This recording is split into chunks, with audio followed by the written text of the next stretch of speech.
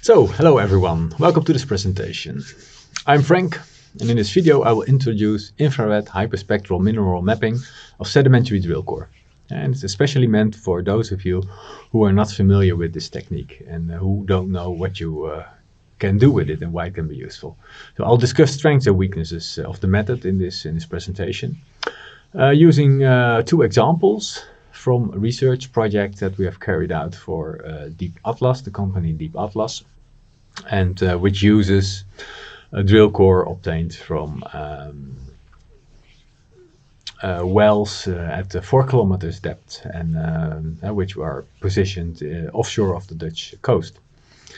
The video is based on a presentation that I gave in September 2022 at the NAC, which is the Dutch Earth Science Conference held in Utrecht, the Netherlands.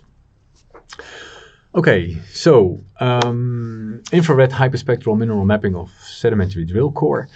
The results they were obtained together with my co-authors, which are listed here, Wim Bakker and Chris Hacker, both from the Applied Earth Science Department of the Faculty of ITC, and Wijnand van Eindhoven, who's the owner of the company Deep Atlas. Yeah, so in this presentation I will introduce infrared hyperspectral mineral mapping and discuss some of the strengths and weaknesses. Using some drill core from wells that were drilled offshore of the Dutch coast in the southern Permian Basin, and they were obtained from about 4 kilometers depth. And the stratigraphy is shown here. The rock samples were taken from clastic sediments from the Rood-Ligand group, which is Permian, as you can see here on the left, and on the right in the yellow circle is the approximate position of these wells. This slide shows the composition of 26 samples from this drill core, and just to illustrate the kind of mineralogy that we have investigated. Yeah, so in gray is quartz. So you can see that most of the samples, except two, are predominantly consisting of quartz. Some carbonates in orange, and about 10 to 25, 30% of total clay. And there are only two samples that are they contain approximately 90% of clay. So this is the typical composition of the rock that we have investigated. This shows 3 examples of drill core. So from well 1, 2, and 3. The first photo of each of the wells is just a normal photo, and the second and the third are obtained from the hyperspectral images, or with the hyperspectral camera that we've used. The size of these images is approximately 10 by 60 centimeters. The first well is a medium to coarse grained quartz arenite sample, which was taken from approximately 3.5 kilometers depth. The second image is a brightness image, which shows the brightness of the rock, basically the mean reflectance in the infrared. And on the right is a mineral map, which shows the interpreted mineralogy of this drill core. You can see that it is mostly consisting of illite and kaolinite, and it is stratified. So you find layers of kaolinite and you find layers of illite. The second drill core is a fine to medium grained quartz arenite, which is interpreted as an Aeolian dune. It was taken from a slightly a deeper level, 4.2 kilometers more or less. It is a homogeneous rock, and the mineral map shows a different composition than in the first mineral map, because this core consists entirely of aluminium-rich illite, which is different from the yellow illite, which is more of intermediate composition. You may notice that, we don't map quartz here, and that's because quartz is not active in the range that we have measured here, and the wavelength range. If you want to directly detect quartz, you need to acquire images in a different wavelength range at about, at the longer wavelength infrared. Okay, and on the right is again a different rock taken at from again a deeper level, about 4.3 kilometers depth, which is a sheet flood conglomerate, and you can see that the texture is already quite different. And also the mineralogy is somewhat different. You can still see abundant illite of an intermediate composition in yellow, but also the aluminium-rich illite. But there are clasts of dolomite in magenta, and there's a class of morillonite, which is in dark yellow. This is the setup of the camera that we used. It's an infrared hyperspectral camera. It measures reflectance spectra at many different wavelengths between 1 and 2.5 micrometers, or 1,000 to 2,500 micrometers. In this setup here, it's called on a lab stage.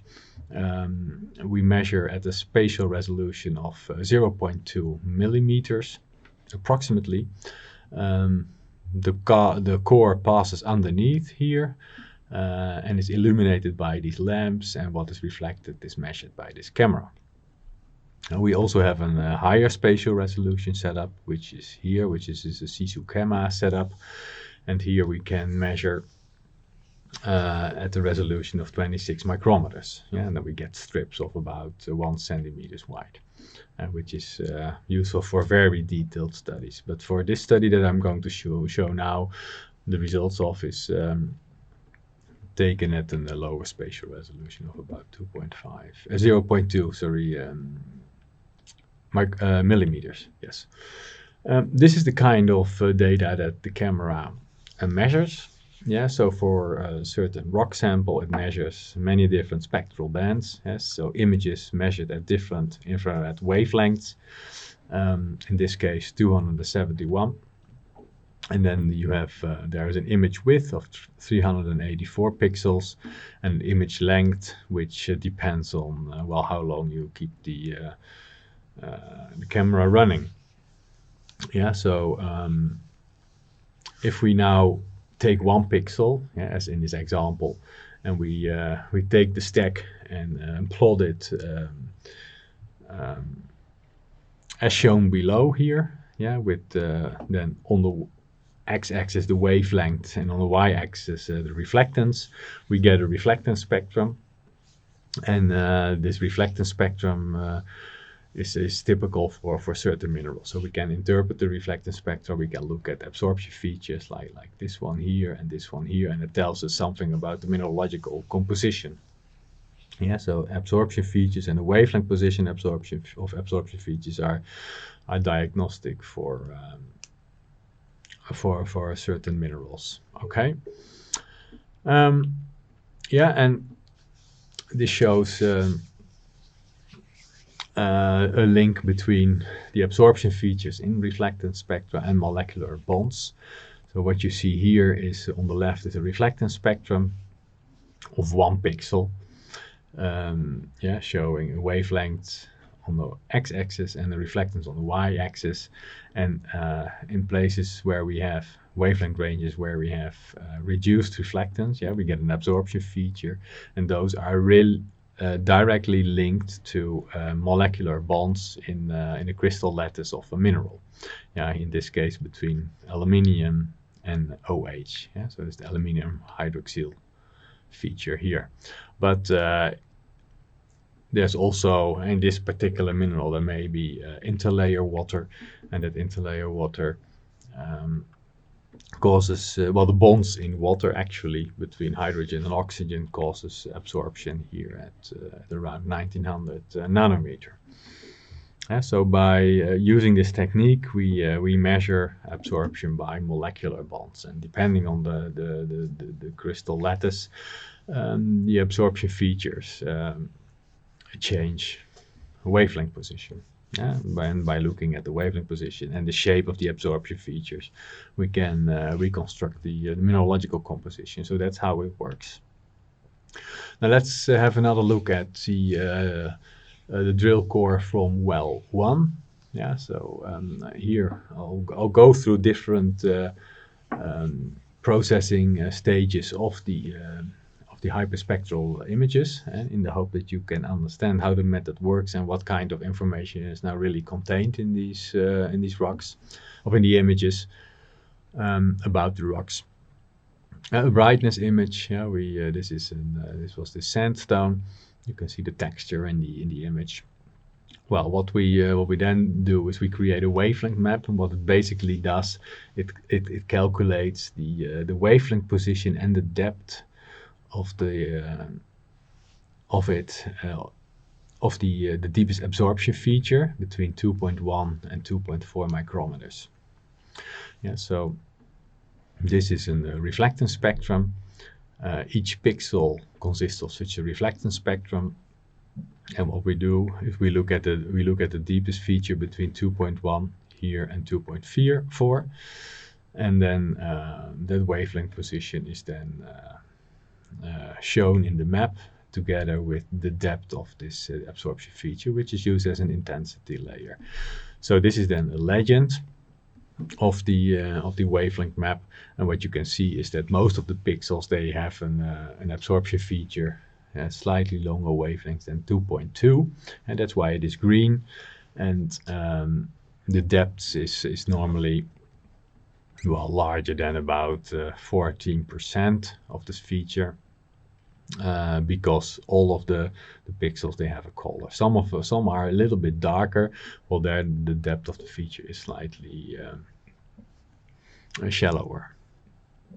Okay, so this is a useful map because it shows that all the absorption features are at around 2.2 because they're green, and that this is indicative of illite muscovite.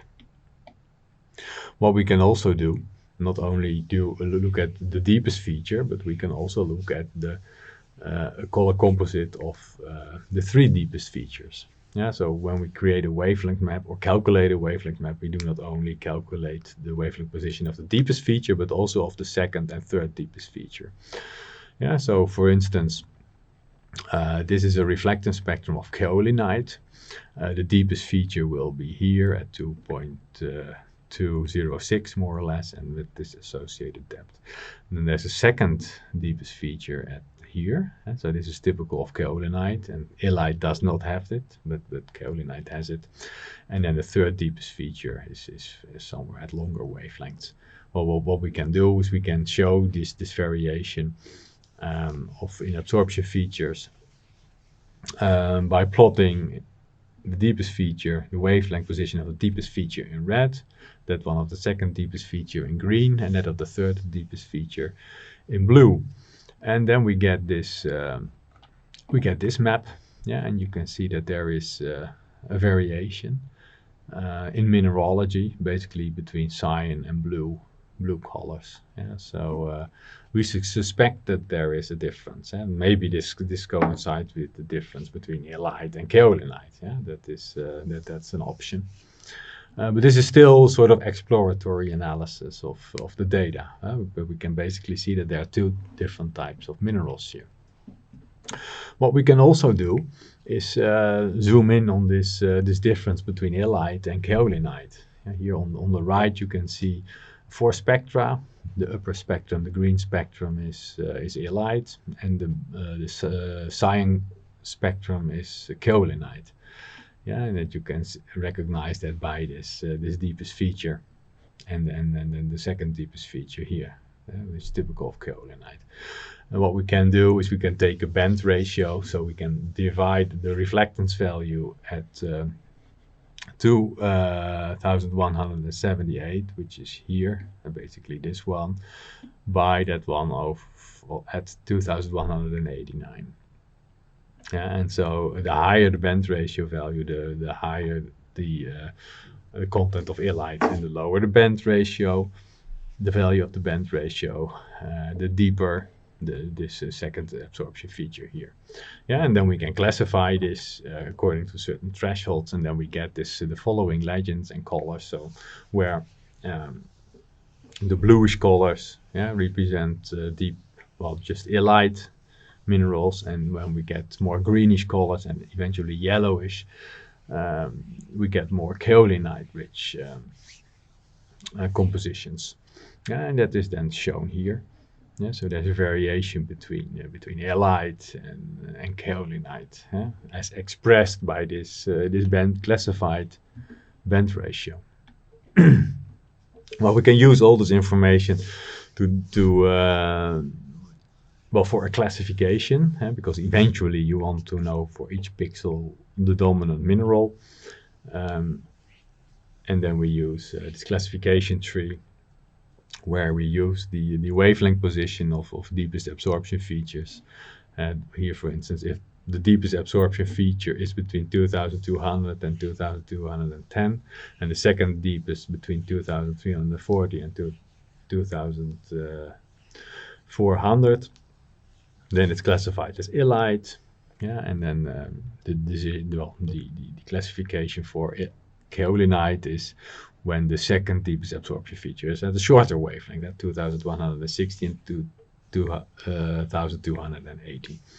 And in this way we can, based on the position of absorption features, which are directly linked to molecular bonds in the crystal lattice, we can classify the mineralogical composition. And then we can we are quite flexible with the design of the decision tree classification. So we look at the different minerals and the different absorption features in different wavelengths. We do not only focus on the range between 2.1 and 2.4, but we can also look at other wavelength ranges in order to maximize the difference between minerals. And in that way we can come up with a classification which includes, for instance, all these different minerals. So we have gypsum as a typical absorption feature at around 1760 nanometers. We have kaolinite, muscovite, illite, montmorillonite of different compositions, different types of carbonates we can identify, but also minerals like chloride, etc. And that way we can build up a classification and create a mineral map. Apart from just the type of mineral, we can also say something about the content of clay. And that's basically, well, we have compared the depth of the aluminum hydroxyl feature with the total clay content as measured by a ChemScan method, a chemical method which is combined here in this case with XRD and some thin section analysis. And then we came up with this relationship shown here in this on the right. If you know the depth of this the aluminum hydroxyl feature, we can, using this relationship, we can estimate the total clay content. Which is here shown in this image, so for each pixel basically. And then we're looking at ranges of 10, which are the light blue, up to 40%, which are the orange flesh colored pixels. We can do that on a pixel by pixel basis. Okay, so the same we applied here to this other drill core from well 2. This was more this aeolian sand. We create a wavelength map here on the left. Again, mostly these greenish colors, which indicates illite. If we make a color composite of wavelength positions, you can see that there's much less variation than in the previous drill core. So this sand is much more homogeneous, and we do not have the variation of illite and kaolinite. Now it's all basically aluminium-rich illite. And we can use the relationship of the depth of the feature with the clay content to show the clay content here, and you can see that it's basically between 15 and 20%, and on a few light colored pixels where the total clay content is between 10 and 15%. This shows some derivative maps from the conglomerate, so from the drill core from well 3. You can see that the wavelength map looks quite different. Again, we have these greenish pixels, which indicate illite type of minerals, but we also have these reddish pixels here, which indicate wavelength positions that are much longer, about 2.32 micrometers. And you can also see that there are also pixels here, these reddish pixels where there is dolomite, and the matrix has all this dark shade, so it means that the absorption features are very shallow here. The color composite of the deepest 3 wavelength positions, they show also here a lot of variation, going from greenish to cyan to dark blue and reddish purplish, all indicating different mineralogical composition. Another parameter that we can calculate by ratioing absorption features, a bit similar to the ratio to differentiate illite from kaolinite, is shown here, which is called illite crystallinity. So it shows the amount of water basically relative to the depth of the aluminium hydroxyl feature in the spectrum. And well, the higher the value, the more crystalline the crystallinity, and the lower the value here in reddish colors, and less, the lower the illite crystallinity. And if the illite crystallinity is really low, so if there's a lot of water, then it's an indication that there is montmorillonite. So the reddish pixels, they contain montmorillonite. The mineral map is here the 5th image from the left, and then we can see that there's basically we're looking at a rock containing illite in yellow, in cyan some more aluminium-rich illite. The dark yellow is classified as montmorillonite, and the purple is dolomite here. So different composition, but also the different class. Basically, the texture comes out in this. A different texture comes out in this mineral map as well. We calculate the clay content, and you can see that the grayish pixels, there the content is really low, just a few percent of clay, and only in these areas with more abundant clay minerals, you can see these greenish and orange reddish colors indicating higher content. Okay, you have to go back to the other legend in order to relate the colors to the exact percentages. Okay, but I didn't put that here. And then there's another one, secondary carbonates. It shows where, because the dominant mineralogy is normally illite muscovite here, indicated in cyan colors, but all the other pixels, they do contain minor carbonates, and those are shown here in the reddish and yellowish colors. So that's also something we can extract from this from the hyperspectral images. But those, again, I didn't put a legend here because I had to. I didn't have much time to explain all that during the presentation at the NAC. All right. So those were just 3 examples. So those were 3 examples of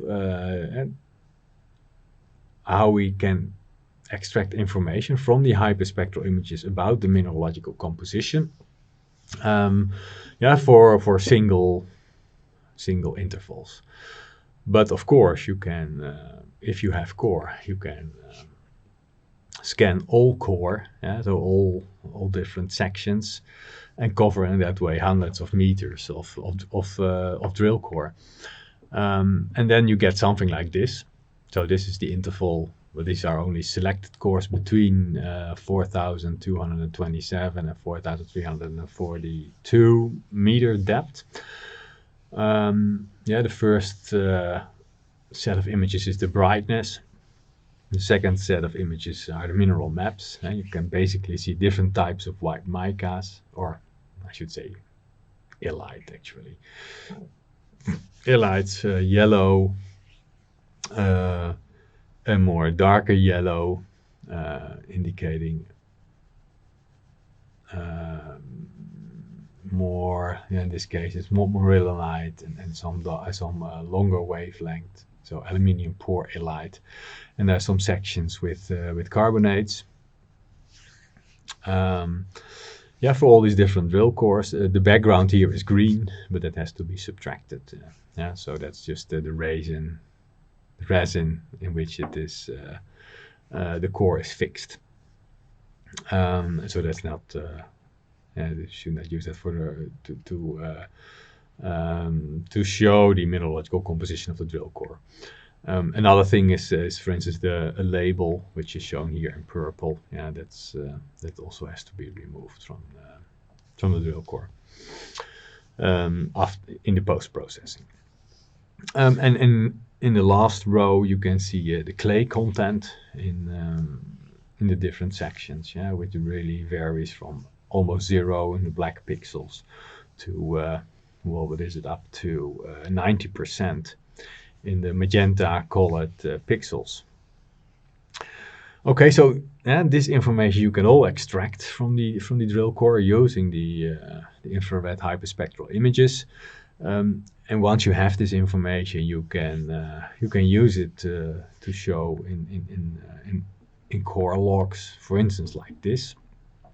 Here we can see the depth going from the top to bottom, varying from 3,755 meters up to 3,795 meters.